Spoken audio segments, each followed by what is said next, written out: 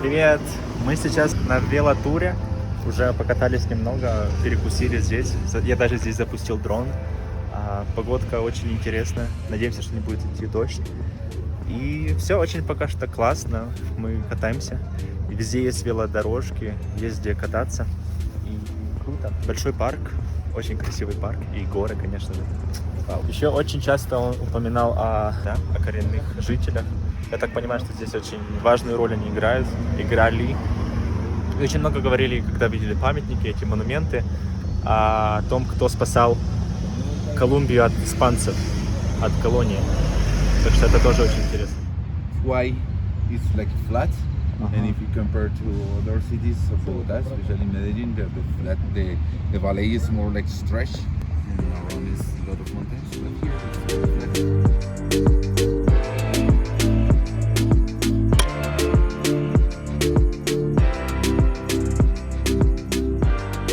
Есть несколько причин, по которым мы выбрали именно велотур, как способ узнать больше о городе.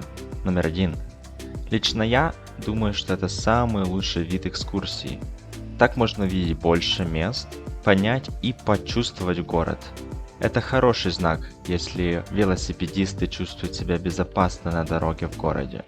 Если есть велодорожки и водители машин не подрезают.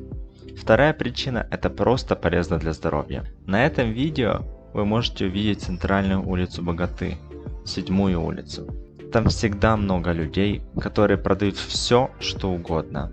Эта улица очень хорошо представляет всю страну, где каждый всеми возможными способами пытается тебе что-то продать. В частности, люди часто записывают свой голос и проигрывают эту запись. Отчего на улицах очень шумно.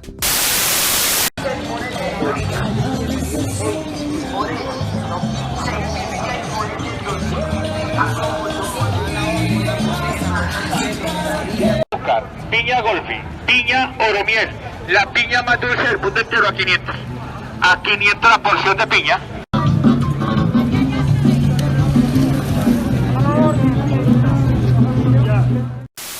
Очень интересная вкусность, сладость. Сделана с фрукта Гуава. С фрукта гуава и завернута в листок с кукурузы. Это очень интересное решение. Видите, очень экологический чистый продукт. I want to show you my team of cyclists. Cyclists on the road. Что это у тебя, Таня? Ciclistas en la vía. Это подарок? It's yes.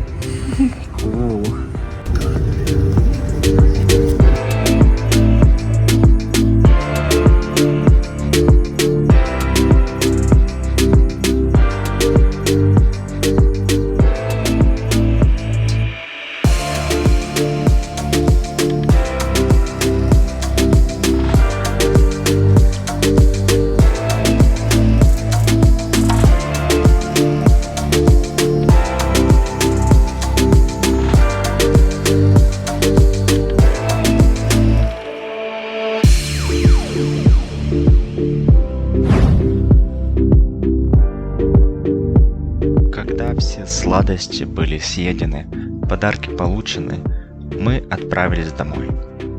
В Боготе очень много людей ездит на велосипедах. Все из-за ужасных пробок и отсутствия удобного общественного транспорта. Так вот, из-за того, что на велосипедах так много людей, часто случаются подобные ситуации. Таня. Здесь нормально все. Таня, что произошло? Тупанула. Как так? С велосипеда. Как ты упала, Танюш? Меня задела девушка Боже мой, рулем. Она бедняжка. упала. Все хорошо? Все хорошо. Все выжили? Никто Да. не умер? Не умер. Все, едем домой лечить раны, да? Да. Все. Всем В пока. порядке. Да, все в порядке. Нам привезли велосипеды прямо под наш дом. И мы готовы к следующему дню путешествий. Вчера Тане было плохо. Сейчас тоже не очень хорошо, наверное. Все хорошо. конечно, выживешь. Мы думали, что у Тани какой-то вирус. Таню тошнило, Тане было плохо. Так что вчера мы лечили Таню. Сегодня надеемся, что сможем погулять, покататься. Мы договорились про личный тур с нашим гидом, который был на прошлом туре. И теперь мы поедем кататься больше за город. И, наверное, где-то километров 60 сегодня должны приехать. Велосипеды в этот раз очень классные, очень удобные. И их привезли прямо к нам домой. Что? То, что нужно после болезни, километров 60. Ты же сама захотела.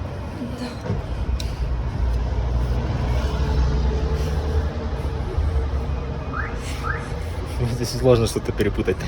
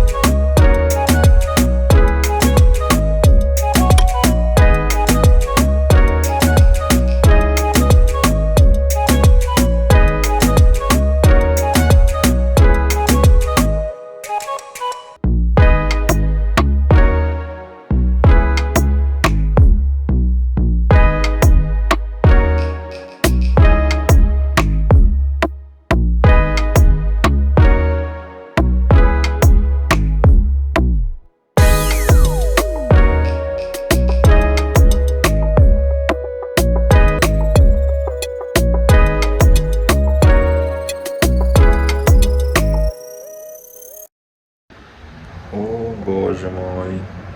Доброе утро. После вчерашнего дня у меня сгорело все лицо, и руки, и колени. Это очень неожиданно. Мне не было такого даже в Бразилии, когда была температура 35 градусов. А здесь, в этом вот прохладном городе, где никогда нету солнца, я получил солнечный ожог. Очень прекрасно. Что вы думаете? Я просто ждал этого момента. 2 месяца в Бразилии и ни разу не получил солнечный ожог. Ни разу такого не было.